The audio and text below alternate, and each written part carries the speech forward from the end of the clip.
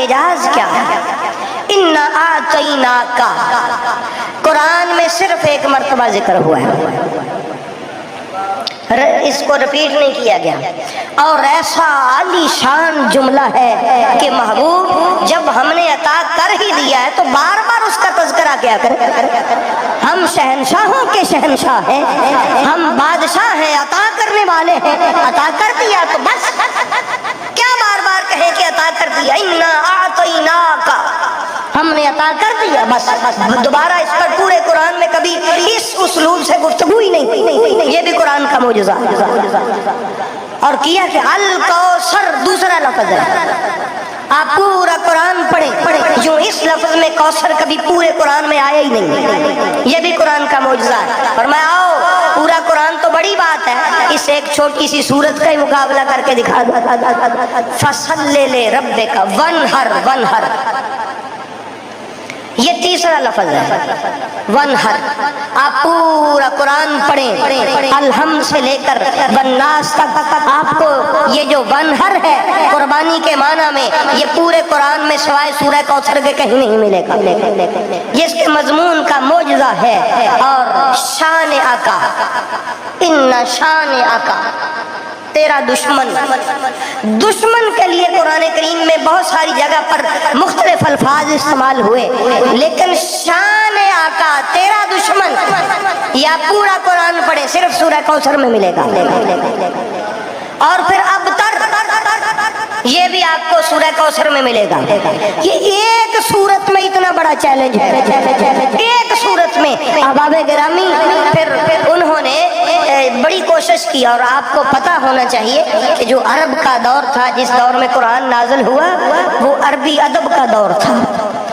یہ مکہ، یہ مدینہ، یہ مصر، یہ یمن، یہ دیگر جتنے بھی علاقے تھے عرب کے، یہ عراق، یہ حجاز، سب کچھ عربی ادب کے ساتھ بھرے پڑے تھے۔ سبع معلقات وہاں پر لکھ کے لٹکائی جاتی تھی، ایسے ایسے ادیب تھے کہ پناہ خدا کی۔ وہاں پر اللہ نے فرمایا محبوب دعویٰ کرو، کوئی کیا جانے گا کہ تیری نبوت کا کیسا معجزہ ہے۔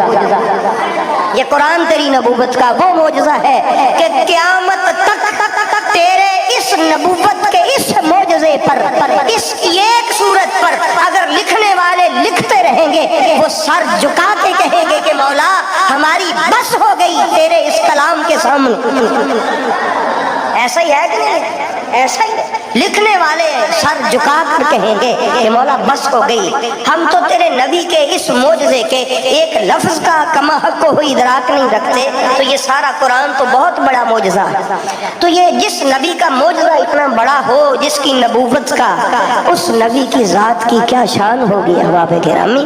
قرآن سے صاحب قرآن کی عظمت کا ادراک کرنے کی کوشش کریں، قرآن کی عظمت سمجھ آ جائے اگر کسی کو، تو جب سر جھک جائے اور سر نیچے ہو جائے، قرآن کی عظمت کے سامنے سر تسلیم خم ہو جائے، تو پھر سوچ جس صاحب کی نبوت کا یہ معجزہ ہے وہ صاحب قرآن کتنا عظیم ہوگا، وہ صاحب قرآن کتنا عظیم ہوگا۔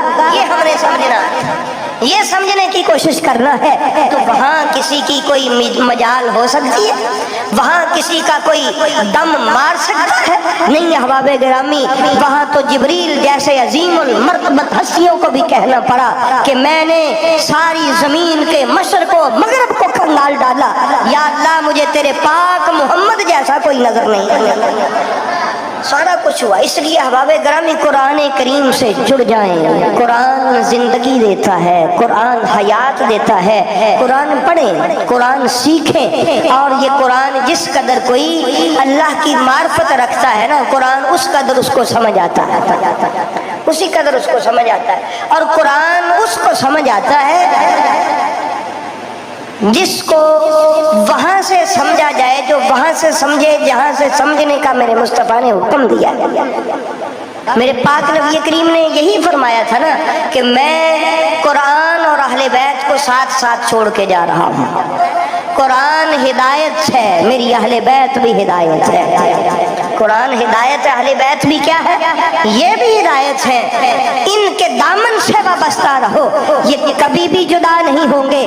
بتانے کا مقصد یہی تھا کہ قرآن بھی نور ہے اور یہ بھی نور ہے.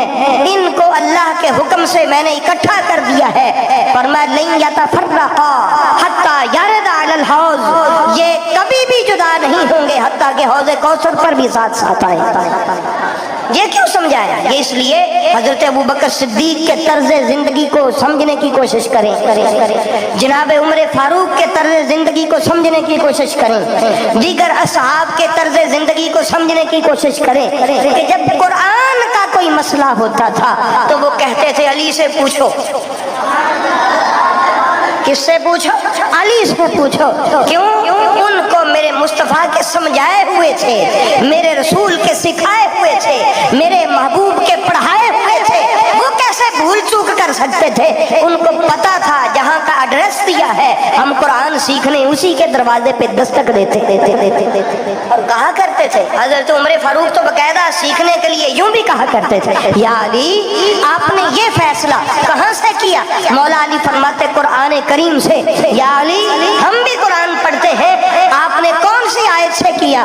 مولا علی فرماتے فلاں آیت سے. پھر آپ نعرہ لگاتے لولا علی لہلک عمر، لوگوں اگر علی نہ ہوتے تو عمر ہلاک.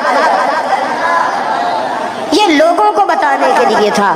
جہالت ہلاکت ہے، لا علمی ہلاکت ہے، علم زندگی ہے. تو یہی بتاتے تھے لوگوں اگر علم علی نہ ہوتے تو علم نہ ہوتا، اور علم نہ ہوتا تو ہلاکت ہی ہلاکت ہوتی.